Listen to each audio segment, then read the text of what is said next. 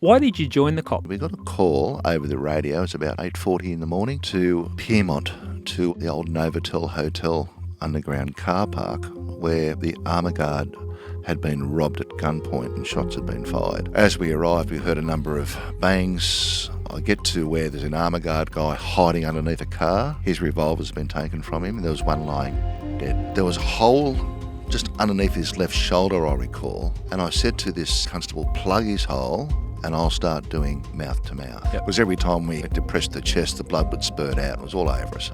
We've had a deceased on a train coming in from Penrith, an overdose. We couldn't get him, we couldn't open the door, so I've had to break a window and pull him out. You get the DY, and then a case that your career's become synonymous with falls across your desk. The disappearance of Lynette Dawson. Lynn Dawson was last seen alive on Friday the 8th of January 1982 when she went to her workplace. It wasn't reported to police until 6 weeks later by Chris Dawson himself. I dug up around the pool at the house at Bayview, and during that dig we found a cardigan, and we got this cardigan out. It was in 5 pieces. It had what looked like, described to me by the crime scene officer, cut marks in it. The I Catch Killers podcast was a fresh start for me, as I left policing behind and started a new life.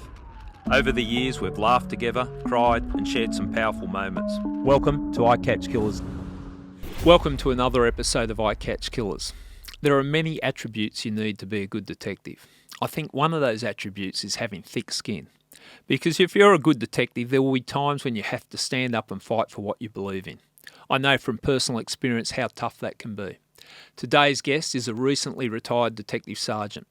His career is probably best defined by fighting for the hard cases others had given up on. Now, that doesn't necessarily make you popular in an organisation like the New South Wales Police, but it is exactly the type of detectives victims of crime want on their case. The type of detective who just doesn't give up. I think most people in this country have heard of the Lynette Dawson case. Lynette was murdered by her husband, Chris Dawson, in 1982. It took 40 years to bring the killer to justice. Today's guest, Damian Loone, was instrumental in bringing justice to that case. This is a case made famous by the hugely successful podcast, The Teacher's Pet. Now, that's just one of the many cases today's guest, retired Detective Sergeant Damian Loone, worked on. We're also going to talk about his time as a police negotiator and his involvement in the Lindt Cafe siege. I always enjoy talking to ex-detectives. This is going to be fun. Damian Loone, welcome to I Catch Killers. Gary, well, it's an absolute pleasure and great seeing you again, mate. Yeah, two old grumpy detectives. How did we find ourselves here? Bloody oath, yeah. I think grumpy is probably the word. Yeah, well, we crossed paths during our career. I didn't get to work with you on cases, but you certainly had a reputation. I think the first or one of the early memories I've had of you was you were doing a talk at Darling Harbour. I think it was for the New South Wales Police 150-year anniversary. And so were you. And I was talking after you, and I was listening to your talk, and you were talking about the Lynette Dawson case. And what struck me, it was interesting, the delivery that you were the topic you were talking on, but the passion that you had for the case, and that was back in 2012. And I thought, you got someone that's a dogged detective there. So, yeah, it really came across. Oh, thank you. Talking about dogged detectives, you know the type of detective I am, I know the type of detective you are. What do you think the attributes of a good detective are? I think it's compassion for the victims, to be honest with you. And you are the person that they look at with big possum eyes when you knock on their door, and they're the ones that want you to give them a result. And you tell them sometimes, and sometimes it's not the right thing to do, but I gave the Lynn Dawson's family a good ending. I said, I will do this till my last breath and I won't let you down. And maybe I made a promise that I couldn't keep, but I wasn't going to let that get in my way. And I think it's having compassion to be a dogged detective and being a caring person, and also feeling, because Lynn Dawson might have been associated as a statistic as one person, but she affects hundreds of people. And that's what you have to have some mindset about. Well, I think it's interesting you say compassion. I've had a lot of detectives here, and ones that I respect, they talk about empathy and understanding. And I think there's a misconception that, all these detectives are just hard ass, that, they just barge through things. what I saw in my career, the detectives that really cared were the ones that just went hard, did everything they possibly could. And when you think, if you've had a loved one murdered, and because of the work we've been in, we've seen the impact it has on families. How disheartening would it be if you had someone that was just going through the processes that didn't really buy into it, that obviously wasn't overly concerned about your case? It'd be devastating, wouldn't it?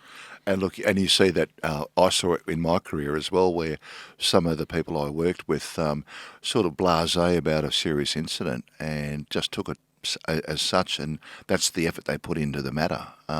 Whereas, particularly when you're dealing with a loved one and with an extended family, and by all accounts, Lynette Dawson came from a very good family, and there was nothing to say that she didn't. And even her kids, her brother, the sisters, etc., were just lovely people. And I go back to my own thinking as well as, what if it was one of the members of my family went missing?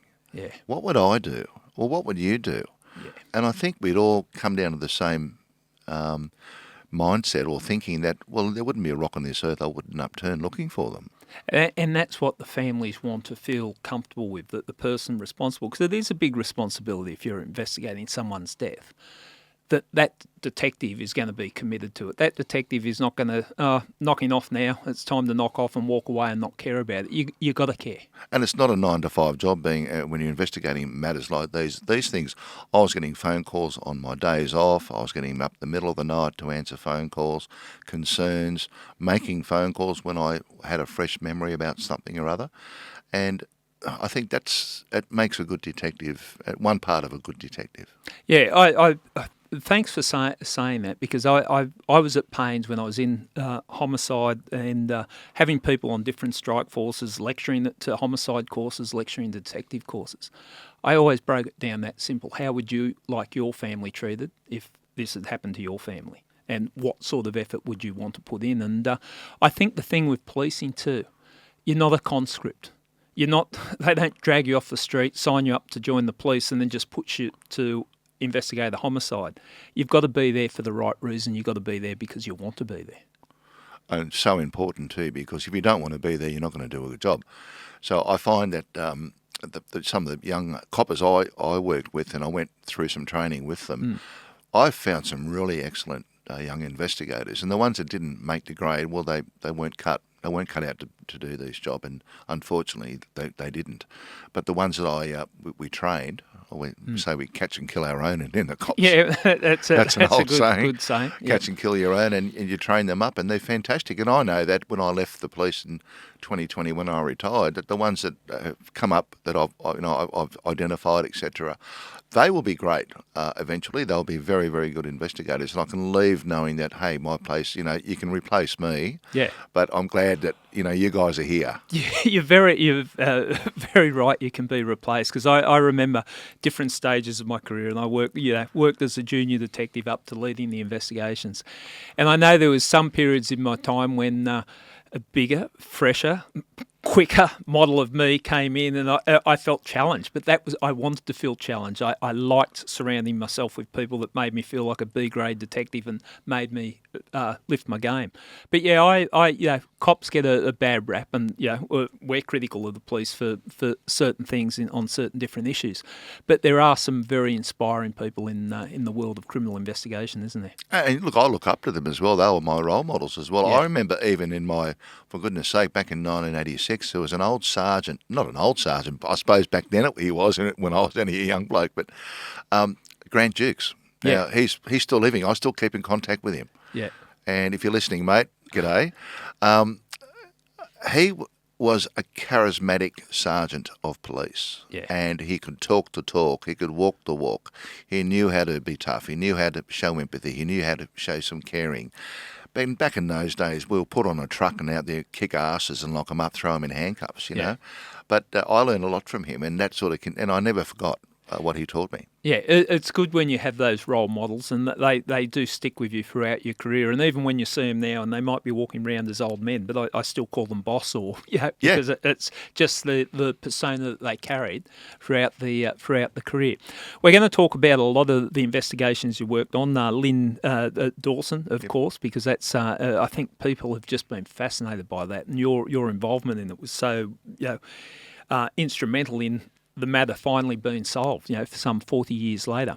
But why did you join the cops? What were you always going to grow up and be a policeman? What brought you to the cops? Well, I sort of was thinking about it after I sort of left school, and I left school in '77, so it was a long time ago. And unfortunately, my father had taken off, and we weren't doing so well with some money. So I've got a twin brother, so we sort of left to go into the workforce to provide some money for the family. And I'd always been sort of like, if I was in the Scouts, I was the leader of the Scouts. I was sort of the captain of the football team, sort of thing. And a mate of mine joined, and he was telling me how wonderful it was. And so I thought, well, that's a nice progression for me to go and do something like that. Yeah. So how old were you when you joined? I was 24. Yep. You say you had some experience out in the workforce? And that was one of the things that I was glad I did. I had some, I worked part-time in a pub. Great. You're talking to some pretty cranky men. And I did some retail work. And I really enjoyed it, because I think you need some life experience before you join the cops.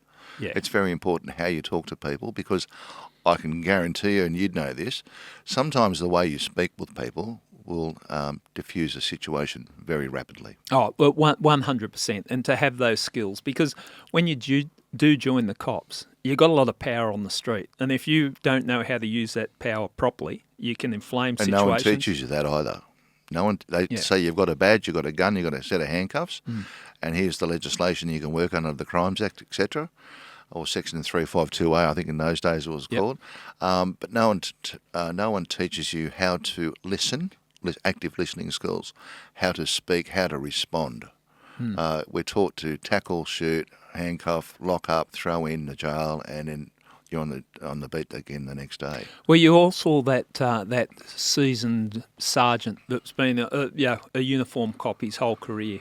And some females now were at the stage of being those street cops, and they just have a way that they can diffuse a situation in the charge room. The charge room where people are just being dragged off the streets and they're about to be charged. It's a volatile place, and I saw so many good situations or potentially dangerous situations stopped from escalating because of the manner and the way that the seasoned cops dealt with the situation. Oh, and that was an eye-opener to me too, because I looked at how they dealt with the situation and what they were saying, and you're right, it could have been a bloodbath. And as you know, in like a little charge room, there's only one door out, and in those days, I think our docks were about knee high. They weren't perspex or whatever. Yeah, it could get pretty willing in and there. And they can jump over that dock any time and clouch you one. And I've had a few clouts myself in the dock, but the way that these experienced older statesmen of the cops dealt with the situations, that was, and I'm glad you brought that up, because that was a memorial incidents for me that I experienced. I'd see people in the charge room, and when I was a young cop, I'm thinking, this is going to go bad. This bloke wants to rip everyone's head off, literally. And within 5 minutes, someone's got him laughing, sitting there laughing. And cup of tea. Yeah, I can't tell you how many blokes I've spoken to who just wanted to smoke. Yeah. And I took them downstairs to the garage and diffused the situation. I thought, well, bugger, I'll give you one of mine, mate, if you just calm down. And that's all they wanted. Simple as that. Where was your first station?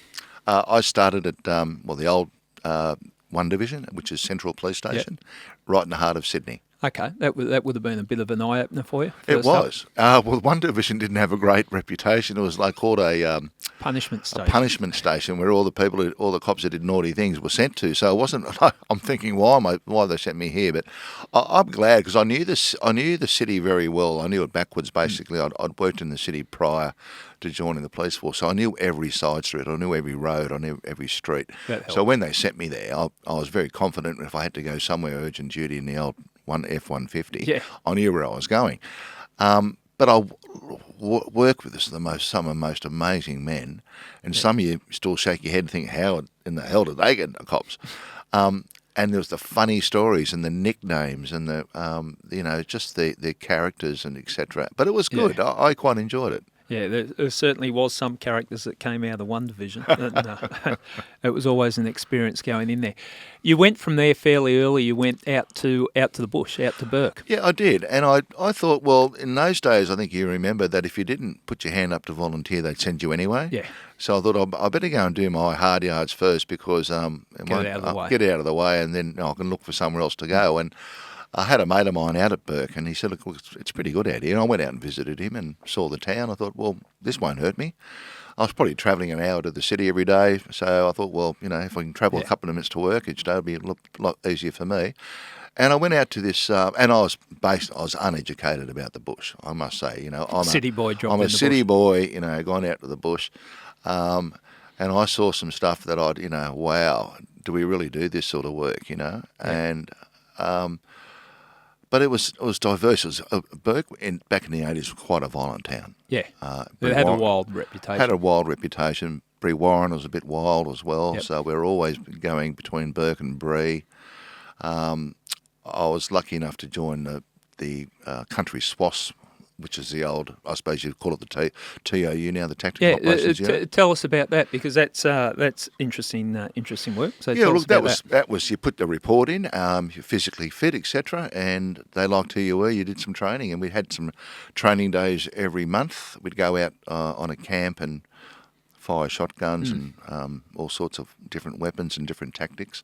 And we were there as a backup for the local cops in the area, like Cobar, Ningan, Brewarren, etc. And if there was a violent situation or a siege, we'd respond to those sieges. A tactical response. I was involved in the SBSU, same thing in the metropolitan area.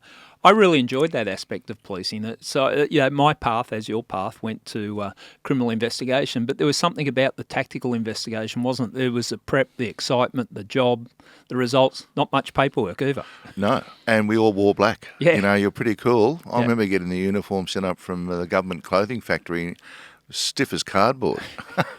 But I'm wearing all black. Yeah. How cool is this? And then you go out to jobs, and but you took it very seriously because, as you know, being the SBSU that preceded SWAS, could have been volatile. Anything could have happened. Yeah. Well, and I have the utmost respect for that, and I know the tactical blokes often get called, probably by detectives, as the knuckle draggers and all that. Yeah, I've heard that before. I look back at my career, and I've probably did more tactical training, through my work there than I did as criminal investigation. And it seems strange because the majority of my career has been criminal investigation, but we used to have to go on a shoot at least once a month, I think it was. Yeah, that's right. You had to stay qualified, you have to pass the fitness, and you had to be switched on. I've got so much respect for those tactical guys. Like, you go into a situation, everyone's got loaded firearms, and there's a good chance someone might get shot. There's a lot of pressure. Oh, and they've got your back too, know. And I particularly working back in the metropolitan of Sydney, area of Sydney. If you needed the TOU, it was just a matter of a radio call, and they were there, and they had your back. They were there to look after you and to take on the tougher jobs because they had all the equipment and the training, etc. And you knew you're in good hands. Yeah. What was the type of work that you did at Burke? Just your sort of Oh, look, just general duties mainly, just working on the truck. There wasn't many of us there. I think our night shift consisted of 2 on the truck and 1 in the station. You might have had 14, 15 prisoners cutting out warrants in those days, so you had to look after them. It was a busy night some nights. Responding to some incidents were quite far away from the township, so you had to manage how far your troops were going to go out that night and etc. And as even a young constable, I was the supervisor sometimes because I was sort of the most, if you look at your registered numbers, I was the lowest registered number, so I became the supervisor. Yeah. And, different things. People getting stuck in mud, sheep getting caught on riverbanks stuck in mud, that sort of stuff. You never do that in the city. Just this stuff. I didn't have the country experience. I spent a lot of time in the country on homicide investigations, but didn't have that feel of working in a country town. I would imagine that it's because you're not just working there, you're socialising there too. So you'd be a policeman 24/7. You were. And look, I must say that I'd wrestle with a bloke on a Friday night. He'd be arrested. He'd spend 8 hours in the cell under being intoxicated, be released on the Saturday morning, Saturday afternoon, I'd see him down the shops. I think, hello, and I'm not working. Yeah. But honestly, they came up and shook my hand and apologised. Yeah. I said, that's okay, mate. Your behaviour was bad, but please don't do that again, And you'd give them a lifeline. Some never listened to you, but some did. Yeah. No, well, it's an interesting, different perspective on policing of the country cops. But you decided to go down the criminal investigation path. What steered you that way?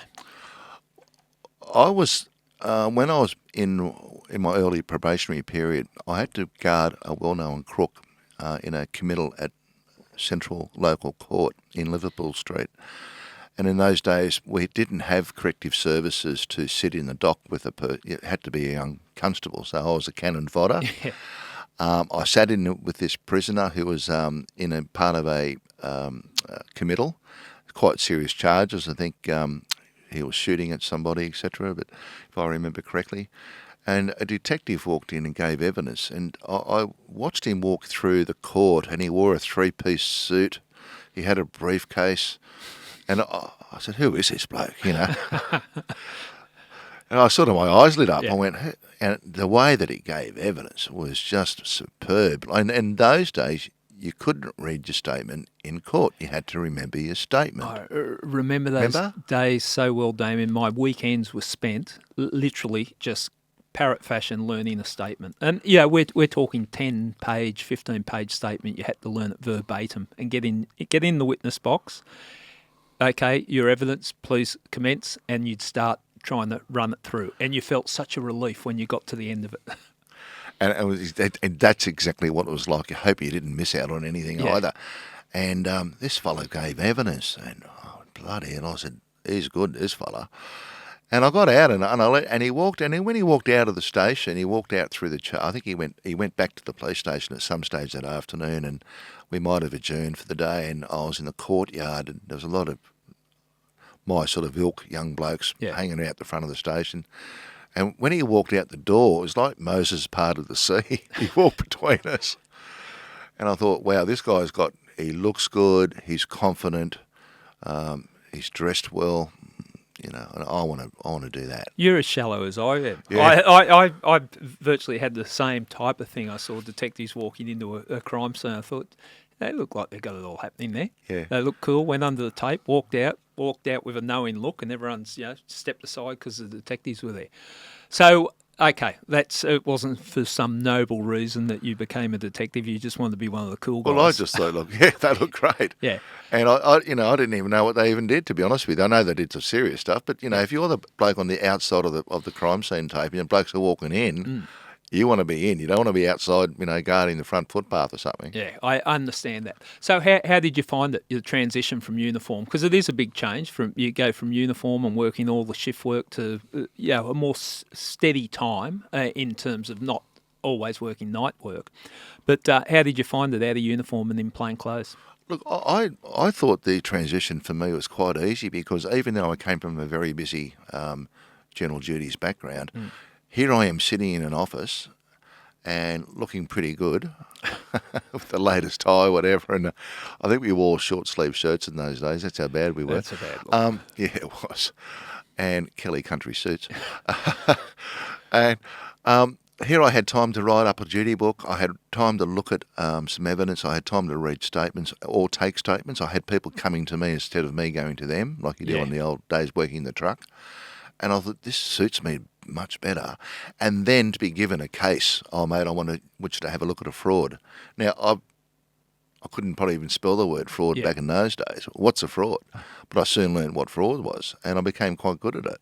And then you became involved in task forces where a bunch of guys, well, they call strike forces now, a bunch of guys would get together, normally a detective sergeant overseen by an inspector, and some senior constables, whatever, get together and form a strike force, and then we start investigating. And that was unbelievable. Yeah. I sit here and as you talk, I get excited thinking about how exciting that time was. I'd walk out of work sometimes and think, and we get paid for this? And I want to go back. I'm having tomorrow off, but I don't want to have tomorrow off. Well, see, I think that's a trap when I say a trap, it means good results work-wise, but you literally don't want to take leave because you don't want to miss out on the excitement that can happen with the investigations. And particularly if you knew there was a trip coming up somewhere, and you think, oh, I've got 4 rest days next week, I've got to take 4 days off. Yeah. I don't really want to take the 4 days off because I might miss out on a trip somewhere, I'll go see another part of Australia I've never been to, and that happens at times. But you were very keen. And then you had also, not only that, you had the commanders in questioning the strike force, the investigation team, what are you doing? And that was left obviously to my supervisor to answer the questions. But we were making good progress. How did you find court? Because that's a big part of being a detective. You do spend a lot of time in the witness box. How did you find your court experiences? I absolutely loved court. Yep. If I could be in court every day, I'd be happy. Yeah. I enjoyed the banter with defence barristers and solicitors. I'd enjoy banter with the local coppers that were involved in the matter. I would be there to protect and comfort the witnesses who were or victims of crime. I got to know quite a few people in the court process. Most of the defence barristers and solicitors know me by sight, if not by name. And it was a gentleman's sport. And I found that it's like being on stage. Those who can act the best will win. Yeah, there's definitely a game to it, like the way that you present yourself and the confidence. And you see a good person in the witness box, and they win over the jury, they win over the judge, they come across with confidence. It's such an important part in being a good police officer, I think, to have the confidence there. I see a lot of people get out of the witness box shattered. That they've been criticised and you learn from experience. No matter what you do, someone is going to criticise you in the criminal investigation. And I have been too on many occasions. But I've taken it, okay, well, that's your job. You're getting paid to defend somebody, to get them off on a charge, whatever. And I understand that. If I was on the wrong side of the typewriter, I'd probably do the same thing too. But the most important aspect about, at least when I went to court with a brief, I knew I'd done my best job with it. It was professional. And I looked professional. I acted professionally. I spoke professionally.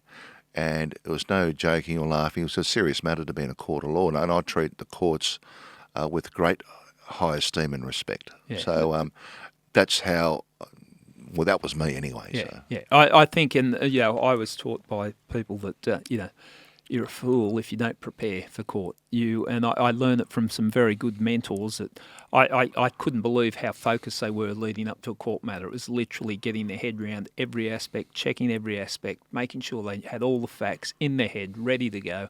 And then you watch them perform in the witness box and it's a work of art. And that's when you know, and if they're on your side, you think, I've got a good chance of getting up on this matter. Yeah. Now, one of the jobs you had in when you were an A-lister, and an A-lister is before you're fully designated as a confirmed detective or a designated detective, so it's that training period. But you went to a shooting, an armour guard, and you were first off at the scene. Terrible. Tell us about that case. I remember this day vividly because I'd actually been asked to come back downstairs to fill in as a supervisor because I was a first-class constable in those days, and first-class constables were God. Yeah. Besides sergeant. And we had a new girl start. She was straight out of the academy. And the boss said, look, she's a bit older, and you're a bit older, so would you mind taking her under your wing and showing her around the city? Because you know the city quite well. Yeah. I said, I'd do it. It was the first day in service. Yep. And I remember driving the F-150, and we got a call over the radio. It was about 8:40 in the morning to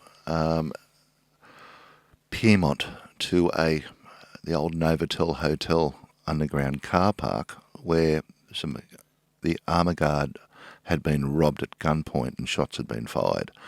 I was literally outside when that happened. And I remember we couldn't get the truck down the ramp because the truck was too high to get through the barrier.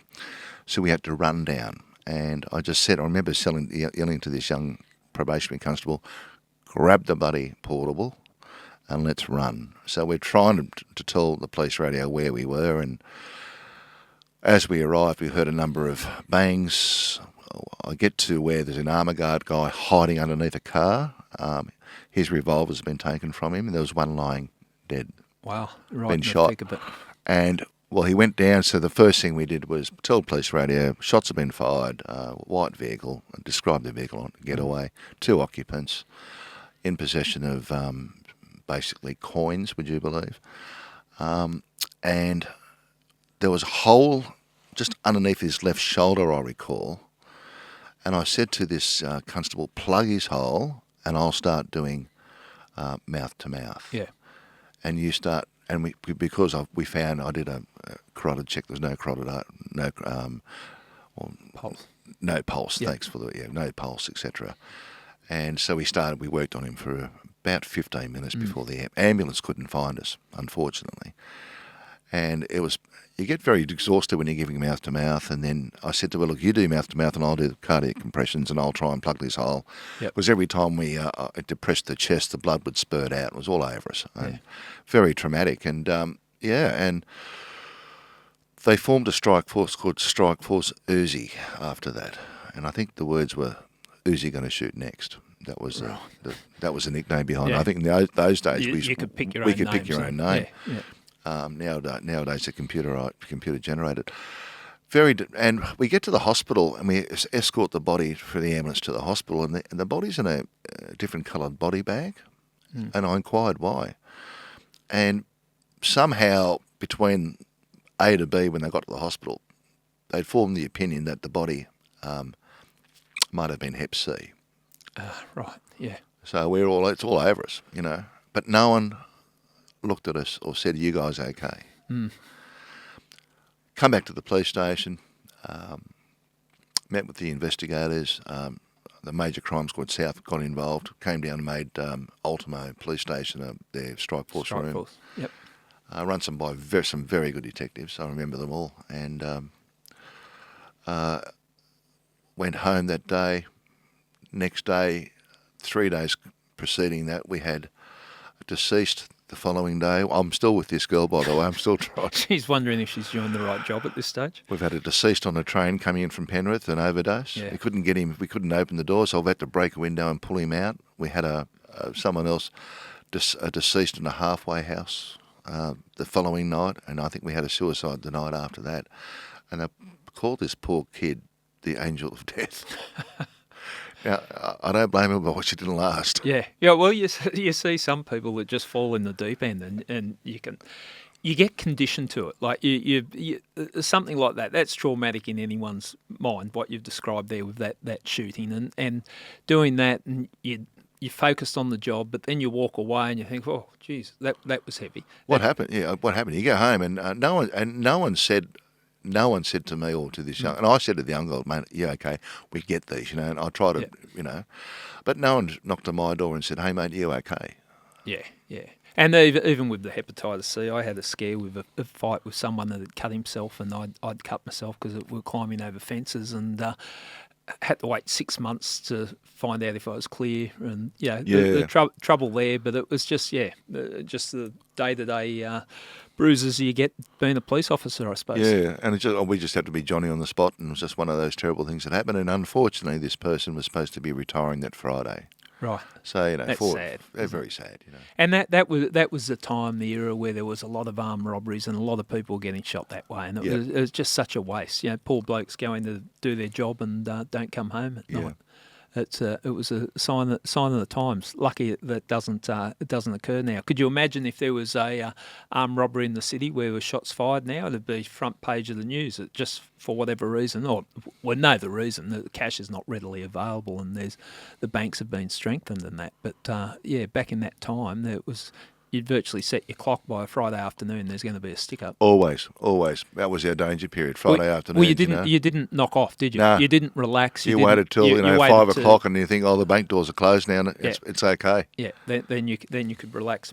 Now, what you went to DY? What took you to DY? You got designated?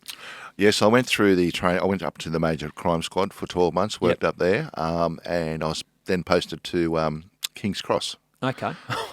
Okay, you're not hiding from stuff, are you? Right at the time of the start of the Royal Commission. Okay. And wow, that was an eye-opener. The Golden Mile. The Golden Mile. Yeah. And I think we had at one stage, if our numbers are out, I'm not sure, but I think we had at least 16 detectives. And we worked in an annex above Darlow Road. I think you know the old annex there above the railway station. It was like a covert. Yeah. Just an unmarked door, and there was a buzzer on it. Yeah, I remember it. And we were all up there, and this Royal Commission had kicked off, and boom, things started happening, Yeah. And I think we went from a staff of 16 down to a staff of about 4. It was a bad time, wasn't it? Oh, With the Royal Commission, it had to happen. I'm not, I have got no issues with these people being taken down, but it wasn't a nice work environment when, Very stressful. Yeah. Very stressful. And, you weren't sure who was following you, who was listening to you, etc. And we had all these sort of wild people coming up saying, oh, I've seen someone, taking photographs of you guys today, and we've seen this and seen that. And, but you had to do your job and remain professional. But you had this, these distractions all the time. Yeah, and they are distractions. It doesn't make you feel good. I had a partner, one of my early partners in plain clothes, ended up in jail for 3 or 4 years for soliciting bribes from brothels. And I was working with him, and you sort of walk away. I was pretty pissed off. Yeah, and you do. These things were happening, and some of this stuff that happened way before I even got there. So, because there'd been a rollover witness, we all knew who that was. But, and anyway, so we're seeing some good guys, good detectives suddenly not being at work anymore. And Damien, you know what I found after the Royal Commission, and it's a Royal Commission we had to have. No one's arguing. Yeah, absolutely. That. Yeah. But the disrespect that was given to detectives as a whole after that, like even from the leadership within our police, certain senior, I think one deputy commissioner that called us all disgraces. Yeah, and even magistrates said you're all liars. Yeah. And imagine being in King's Cross when that segment was on at King's Cross. Yeah. The highlights on you. You walk out that office door and there's cameras all over you, and you've got nothing to do with it. Yeah. And it was a difficult place to work, and we had a number of homicides. Yeah. No one wanted to come near us. No one would come and give us a hand. They didn't want us to step foot in Darley Road. Yeah. So we were working our asses off, trying to, do these investigations on a number of serious homicides. Yeah. No one wanted to come anywhere near us. It was a bad time to be a detective. It actually, I think it made me more determined to be a detective and really stand up for detectives after that, because you went through it, I went through it, and I thought, stuff this. I've got nothing to be ashamed of. I'm proud of what I do. And the really guys that stuck it out, one of them's now an assistant commissioner who I work with, good guy, another one's another superintendent now.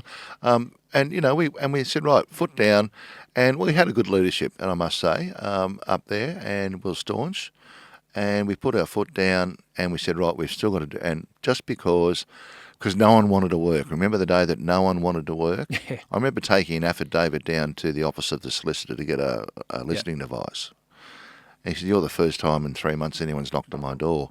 You used to get down, there'd be 5 detectives in front of you knocking on this bloke's door. Yeah, well, it demotivated, didn't it, the whole thing? And then there was talk that they're going to put us all back to uniform because we can't be trusted. None of us could be trusted. Exactly right, yeah. That was a rumour flying around, and we're a bit of laughing stocks of Darley Road. You walk down the street and everyone, so here comes those corrupt detectives. And we lost a lineage of what I consider good people, potential good people that could have been in detectives. That sort of there was a real gap. There's a stigma. Yeah, people just good guys and girls in uniform didn't want to come across to detectives. And look, we even lost some good detectives who had nothing to do with corruption or anything. Just say, I've had enough of this organisation.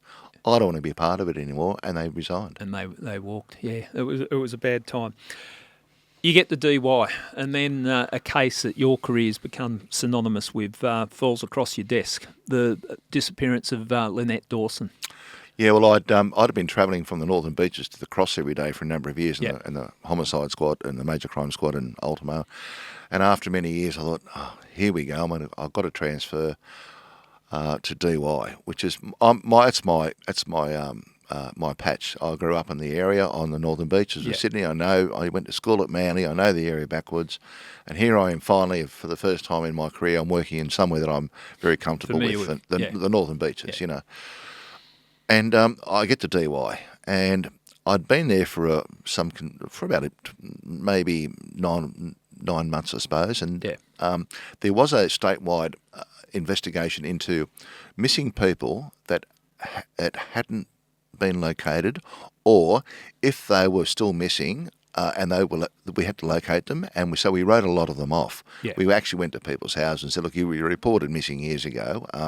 Oh no, it's all good. I just didn't report to the cops, and I'm back. Yeah. I took a little holiday, and so we did that. And there was 2 that came up outstanding on the northern beaches, and one I'd never heard of, that was Lynette Dawson.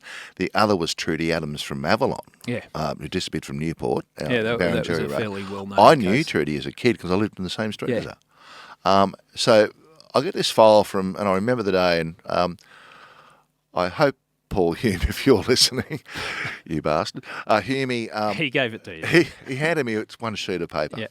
And he said, mate, and he looked at me and said, I want you to have a look into this. From memory, I think he's knocked her, talking about the husband. Yep.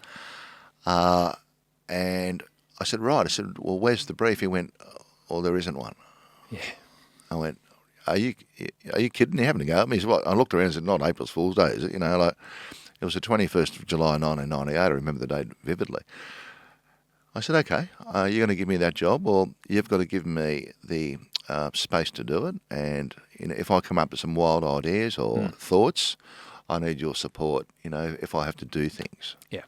And that's where it started. Okay, so and explaining the situation, you're working at a divisional or a district detective's office at DY, so you've got other jobs coming in, and then you get landed this missing persons one that you need to focus on to do a proper job, so they gave you the latitude to look a bit more closely at it. Yeah, and that was a wonderful thing about my my former detective inspector, Paul Hume, that he allowed me to do that, whereas some others wouldn't, but he did.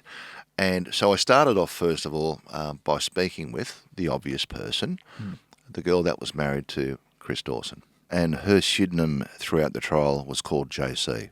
You've got Chris Dawson, Lynette Dawson, married.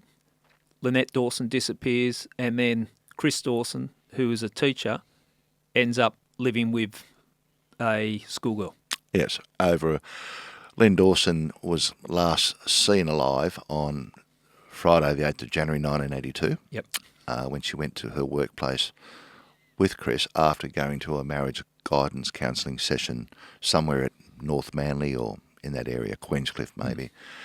And then that night, Lynn's mother rings Lynn at home at their Bayview address and speaks to Chris, and she asks for Lynn to be put on the phone. And there's some hesitation, but however, Lynn gets on the phone, and the mother makes a note that she sounded half sozzled.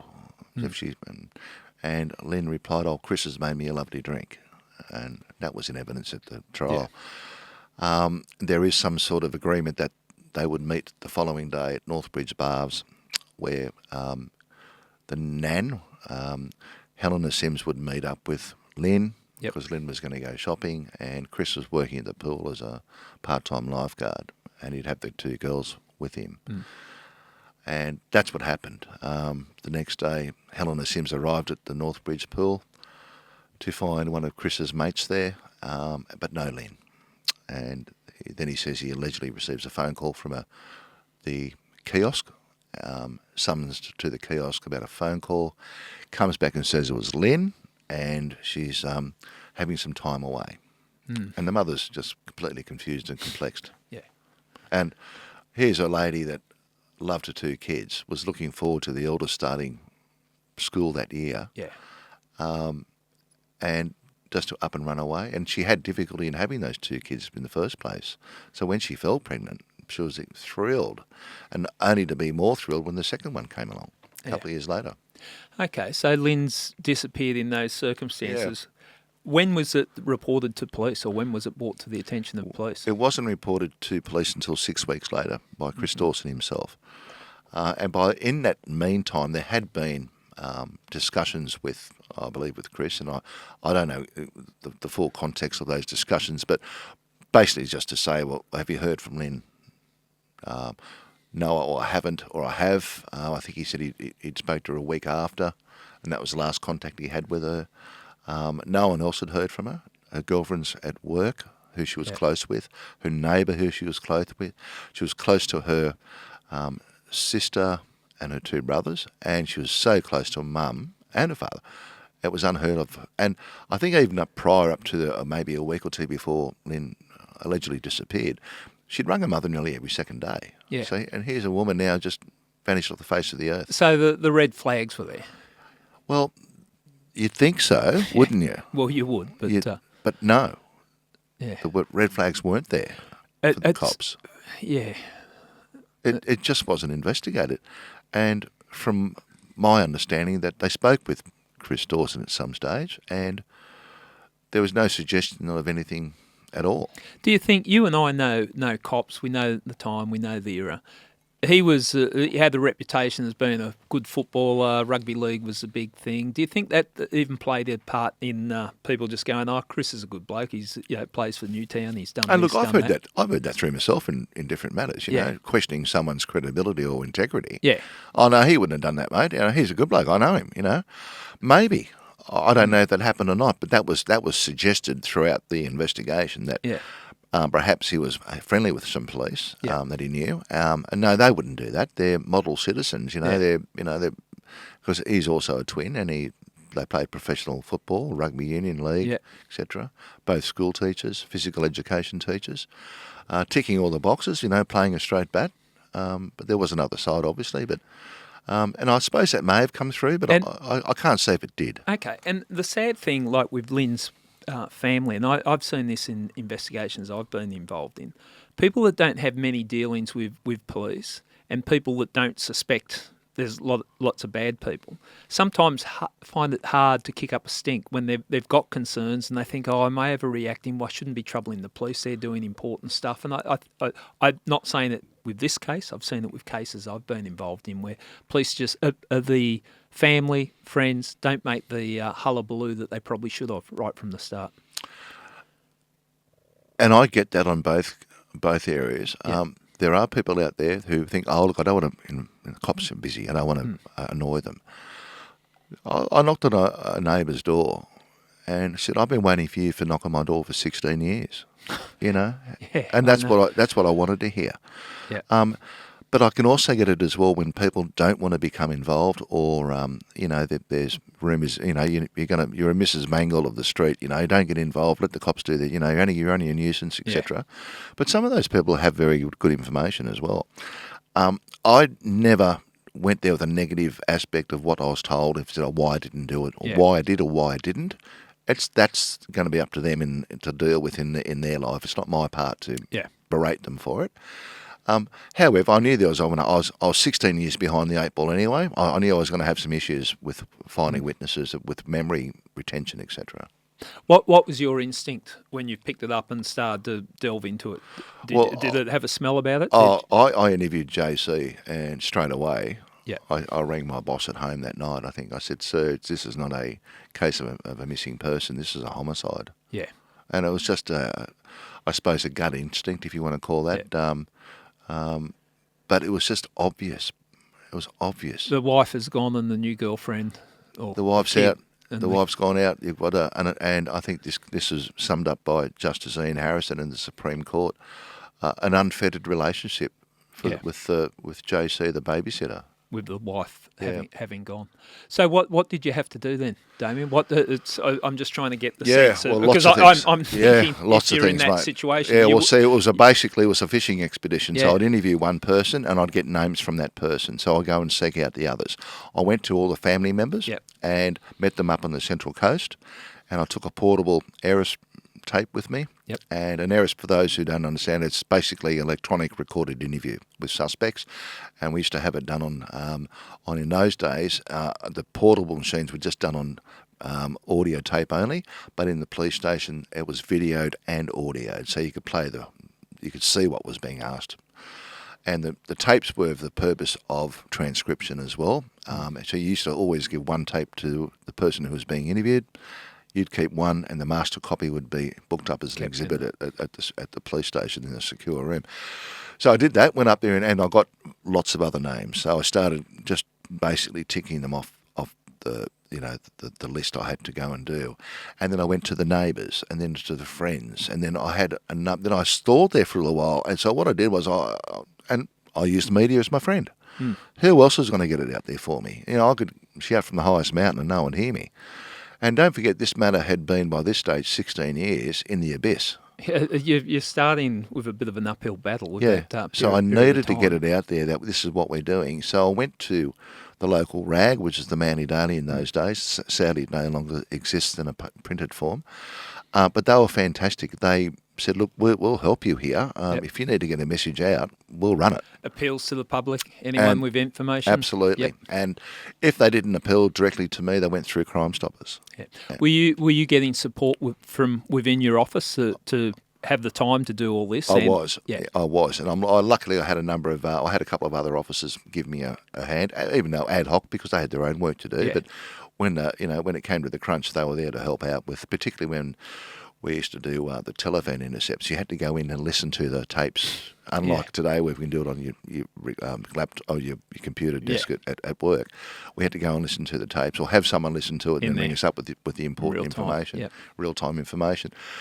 So that needed to be done with what they call clear the lines. Get all the phone calls. When did you approach Chris? Did you approach him at all, or no? Were you digging the information round? We did through the. We expressed an interest to speak with him. However, the other brother, Peter Dawson, is a solicitor, and he said, no, you won't be speaking to on legal advice. He won't be spoken to. So we respected that. It would have been nice to have talked to Get a version, but he'd already been interviewed in 1990 by Stuart Wilkins and Paul Mager from the North Region Major Crime Squad, and provided a statement or an ERISP, and we had the transcript of that. So he had been spoken to. So you got a. So we got a version from him, and I suppose it wouldn't have changed. I don't know if anything would have changed, but we respected the legal rights of this suspect, and we didn't pursue it. Okay. When did you think that? Because I look, we all look at jobs, and you've got your suspicion and all that, but you haven't got the evidence to sort of back up your suspicion. When did you start to think that this is something that we might get across the line with? Well, my job was to take it to the coroner. Okay. Explain the role of the coroner for people. The coroner in New South Wales is a person who determines what, when, where, and why.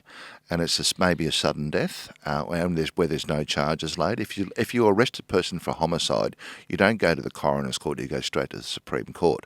Where no person has been arrested, or there's been a fatal fire, or a motor vehicle accident, where it's we haven't got an offender, or a sudden or suspicious death, and they may occur in hospitals, they may occur in jails. We have to take it before the coroner, and the coroner examines the situation, and then he'll make a determination as to who they were, what time they died, what they died of, and who might be responsible. And one option the coroner also has is that they can make a recommendation that a known person is responsible for this, and refer it to the office of the DPP. Yeah. So what they do is and I took this matter to the first coroner. I took it to an inquest. Yep. I was instructed to do that by Inspector Hume, so I did that. It was my role. I took it to Jan Stevenson, the Stop Injury Magistrate at Glebe, and it was a paper. And what they saw, a paper. So without anyone giving actual oral evidence, we handed up a brief of evidence. Yep. And I believe Chris Dawson was represented by his brother at stage.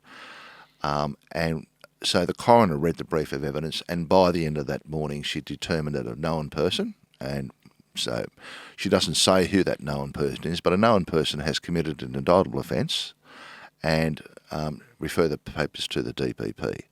Okay. Now, I've been involved in situations like that, and it's a fairly strong recommendation, but it doesn't necessarily get it across the line with the DPP. So the coroner's read the brief, Jan Stevens has read the brief that you presented to the inquest, and based on the evidence contained there, she thought the matter should be referred to the DPP to see if charges should be laid against a known person. Basically, yes. So 9 months later, I got a phone call from a journo. I didn't get a phone call from the DPP, but I got a phone call from a journo saying, "Oh mate, you've been knocked back." I sit here, I look at you, and I've had the same situation happen. What? Yeah. How do you know? Oh, we've been told. I said, well, why hasn't anyone bloody well told me? And how am I going to break the news to the family? Yeah. I'm the one that, here they are hearing it over the media, not from me. Mm-hmm. And I wanted to be there when I got the announcement that they would or wouldn't run the trial. Because the family, you would have told the family what's happened. They would have been present for or aware of what happened at the inquest. Absolutely, And they'd have their hopes up, well, okay, maybe we might be getting answers now for the disappearance of Lynette. Well, nothing happened for 16 years. So suddenly here we are in a court of some sort of jurisdiction where things that hadn't been for 16 years. So we are getting somewhere. And then I was to be told by a journo that, they're not going to run it. And I was perplexed. Why? Yeah. I was perplexed. So that's when we started. I thought, I'm not going to take this like a dog lying down. I'm going to get up and start barking. Yeah. And I did. And I said to the family, okay, we've lost this matter. They're not going to proceed. And it was due to, I think the words were insufficient evidence. But I'll get to that later on because it's a very interesting point what I'll raise. Anyway, so I said, okay, we've got a setback, but it doesn't stop us from going on. I could have gone out and arrested and charged. Yeah, technically you could have. Technically. Yeah. And then, but it would have been, I believe, it would have been a malicious prosecution because I knew that he wouldn't have been indicted by the DPP. So I didn't want to do that. My role was to take it to the coroner, that was my instructions from my superior officer. So by this stage, I'm close to the family, and I'm telling him, going through nearly sometimes daily, how are you? You okay? Have you heard from anybody? This is what's going on before the coroner. This is what the coroner will do at the end of the day. And it may not go our way either, but I think it may. I can't say. But hopefully, and if it goes to the DPP, we might get some sort of word that we might proceed to trial as an ex officio indictment going up for homicide. Well, that didn't happen. So, setback. So, okay, that's insufficient evidence. All right, they won't tell me where it is. I'm insufficient. Yeah. So I'll have to go out and find some more. So I started doing little bits of different other things as well. Yeah. And by that stage, I dug up around the pool at the house at Bayview, and during that dig, we found a cardigan. And that was a fairly significant dig. That was an in-ground pool. Yeah, well, that was the first one that we did. And I took along a crime scene officer and Denise Donlon. You probably worked with Denise, an anthropologist from Sydney University, who specialises in war graves in New Guinea and Europe. And she was there. And we got this cardigan out. It was in 5 pieces. And it had what looked like, described to me by the crime scene officer, cut marks in it. What's it doing in the ground, I don't know, because I know that ground was bare before they built a house. There was no other house on it. They bought a block of land and built a house up there at Bayview. So, So, has it got to do anything with this matter? And I don't know. I've got to sort of look at the scales of justice here. If it's yes or no, I'm not sure. But do I get rid of the exhibit? No, keep it. Because surely something might come along. So I had it taken to our Department of Analytical Laboratories at Lidcombe, which is DAL, which we call DAL, for a DNA examination. And they came back and said, look, the garment's so degraded. It's been in the ground for so long, we can't find a skerrick of DNA. Yeah. I had an old exhibit sergeant saying to me, I want to get rid of this bloody exhibit, mate, because you've had it in our... for 9 years, I think it was sitting in a box at DY, in a secure room at DY. I said, no, just keep it, mate. It can't be that much of a, impost. Yeah. You got boxes in there. This thing's about the size of a big envelope, I then went to, and I wasn't happy with, and I'd heard, and I've been reading about stuff overseas about mitochondrial DNA, and I didn't know what it was. And it was just rolling along and progressing each. Yeah, and I was getting statements from other people by this stage, more me, and we had, I think in that era, we had the reward increased. Yep. And Michael Daly was I think the minister at that time, and he agreed to that increase in the reward. And I'd had a meeting just after the 150th anniversary where I saw you at Darling Harbour. I had the homicide squad there, and my boss was there, and I gave basically a verbal outline of where we're at, why aren't we charging this bloke? And I was basically told, well, we've had it looked at outside the perimeters of the DPP, and this matter is deemed to be confidential. We can't tell you. And I'm saying, you're telling me I'm insufficient, but you can't tell me where I'm insufficient. Yeah. Anyway, it's hard to cop that type of tough. Well, how do you tell that to a family? Yeah. You know, the old local police prosecutor in the local court, he'd chase you down the hallway and say, mate, go and get a statement for this because you're just lacking in one of the proofs of an offence. Yeah. I need that to prove the offence. Here I go to a homicide. I'm being told, well, we can't tell you where you're insufficient. So anyway, so mitochondrial DNA, boom. So we have another exhibit re-examination at Dowland. This time I have the chief scientist, I have a crime scene involved, and we're all there sitting around the round table. And I don't have any expertise in any crime scene stuff, so, you know, bear with me if I don't know all the terminologies. But there was a company called Orchard Cellmark in Dallas, Texas, that were the world leaders in extracting mitochondrial DNA. And mitochondrial DNA is basically a DNA that goes to the siblings from the mother. Yeah. Okay. So I've got the A and B samples from the siblings of Lynn, and we take that. Well, I take it over to Texas. Yep. It couldn't go by courier because it had been breached. Have to have Continuity of the exhibit, and I took it over by hand to Dallas, Texas, and where I went, it went. So and vice versa, and I was there for quite a amount of time. But again, unfortunately, there was just not enough there to get DNA from. Okay, so at this point in time, just sort of rehashing where we're at, you've gathered the evidence, taken it to inquest, natural course.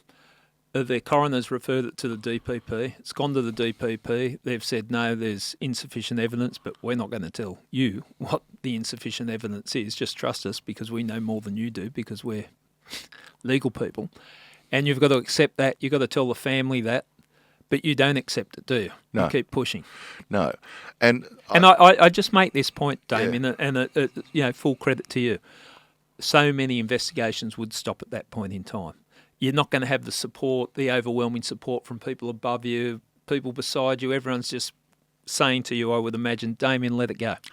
And I had transferred to other commands, and I had bosses telling me, let it go, mate. It didn't happen in this postcode. Yeah. And I'm going, I'm not a cop for a postcode. I'm sworn in the state of New South Wales. And just because I'm not working in the area where it happened doesn't mean I still can't doing it. Like you've been all over New South Wales in your homicide jobs. You know, just because you're not in the same zone or the postcode doesn't mean you stop working. But I do understand the battle you would have had because that would have been the response you got from 90% of the people you spoke to about it. But I wasn't using anyone else, any other resource. It was just me. Yeah. I said, you can do without me. I'm still working on this. You might not even see what I'm doing, but I know I'm still doing some stuff. Yeah. But I'm still doing my other tasks that you've given me that I'm doing. So I'm not slacking off one area of work to do another area. I'm juggling all the work and I'm prioritising what I need to do, which is important. Stop being so reasonable, Damian. Oh, no. It's like I've got to be the good guy here and I've got to appease, my superiors because if I don't, then I know that they're going to say, mate, can it. Yeah. I'm going to direct you to can it and I'd have to can it. Yeah. But I wasn't happy with the first inquest when we got the letter back from the DPP 9 months later. So in conjunction with another very good prosecutor, Matt Fordham, who was... I've used Matty, Fordham. You know Matty? Well, great guy. Yeah. And Matty and I were mates from many years ago and just working with each other and knowing his professionalism, we decided to run a second inquest, and this time it was going to be the fact that it would be oral evidence from witnesses. Okay. Instead of just a hand-up brief. And I'm doing this because I wanted to see if we do go to trial down the track somewhere, how those witnesses how they're going to perform. Yeah. Not do I need to coach them? Do I need to show compassion? Do I need to embrace them? Do I need to look after them? And as you say, some people can come out of a witness box shaking like a leaf and it's not good for their health. Yeah.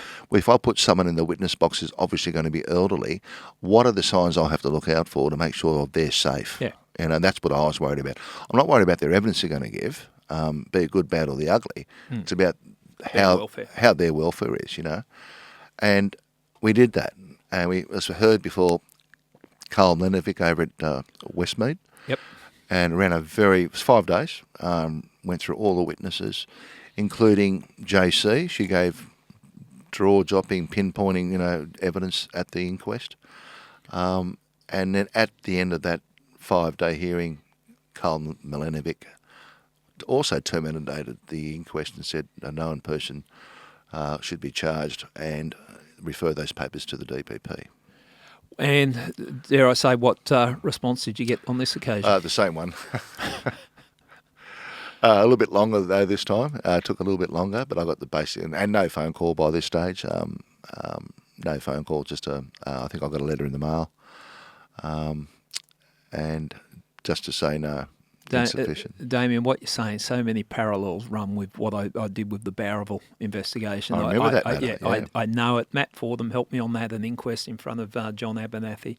Refer it to the DPP and the same thing, knock back and push again and again and again. And I remember I get it call one day walking through Hyde Park, and it was the DPP to tell me that they've just made a decision to knock it back again. I said, I'm just outside your building. Let me come into your building. Let me talk to you about it, please.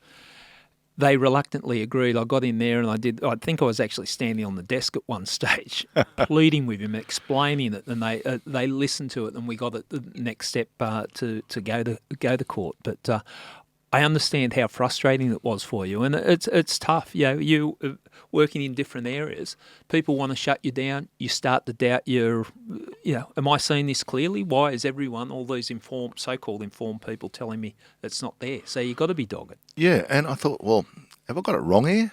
Am I doing the right thing? Am I doing it fairly? And I've got to be fair to the accused and the good people, Am I doing this because I'm just pissed off, or am I doing it because I'm professional and I want to see a result for the family? And I think, no, Lynette Dawson is not here. We need a voice for her. And I'm not a saviour, a Mariah or anything else like that, far from it. But I thought it was important for her two kids to know. Yeah. And I eventually met one. And I spent a whole day with her. And I told her the duck's guts what I thought. And I think for some years she had resisted in speaking with me. Unfortunately, the other one I never met, but the elder one I did, and it was Chanel. Yep. And I orchestrated this with the family. We met on the far north New South Wales coast. I flew up with a colleague. I brought the mum value with me. I had a young detective, a young mum. Yeah, okay. Someone that could relate. And she's got kids basically the same age as when these two, when Lynette Dawson went missing. Yeah. The two kids aged 2 and 4. So she had that kids of that. And so I had the mum effect. So I brought her along with me. And it was unreal because it worked. I needed rapport. I needed to tell her the truth. Yep. Not to lie to her, not to sugarcoat it, but to be frank and open and honest with her.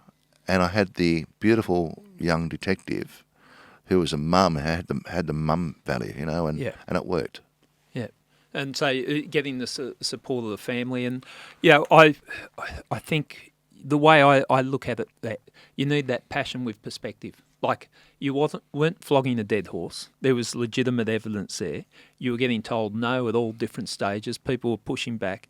And you got to just knuckle down sometime and go, no, I know I'm doing this for the right reason. Sometimes you get that strength from the families. And you do. And unfortunately, when you start getting knocked back all the time, it creates a monster because you want to fight that monster now. I'm not going to take that monster and lie down and let it kick me. Yeah. I'm going to get up and kick it. And they've got to be wary of this because that's what can happen. And it happened in this case because I knew that I was on the right track. Yep. I knew. And look, everyone else was telling me, he's done it, but okay, why isn't anyone else listening to me? So, and I respect the avenues of legalities in relation to evidence, etc., and I get all that. But at the end of the day, Chris Dawson went to a trial, which is circumstantial, eventually. Yeah. And no body. Yeah. No method of how he killed her. But Justice Ian Harrison found that it was unfettered, and he did. Yeah, and convicted.